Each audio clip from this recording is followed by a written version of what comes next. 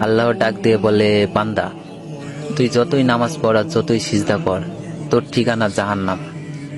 এ কথা শুনে বান্দাটি বলতেছে, আলহামদুলিল্লাহ।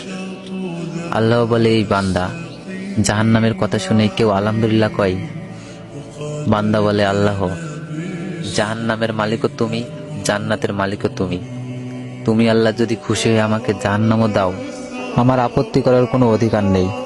আল্লাহ বলতেছে, বান্দা, জাহান্নামে গেলে তুই পুড়ে যাবি, তোর কষ্ট হবে। বান্দা বলতেছে, আল্লাহ, কষ্ট শুধু আমার হবে না, তোমারও হবে। আল্লাহ বলে, বান্দা, তুই পুড়বি জাহান্নামে, আমার কষ্ট কেন হবে? বান্দা বলে, আল্লাহ, মায়ের কোলে সন্তান যদি পানিতে পড়ে যায়, তাহলে দুনিয়ার কোনো মাই যেমন দূরে দাঁড়িয়ে থাকতে পারে না, দৌড়ে গিয়ে বাচ্চাকে কোলে নেয়, আমার বিশ্বাস ওই মায়ের চেয়ে কোটি কোটি গুণ দয়া তোমার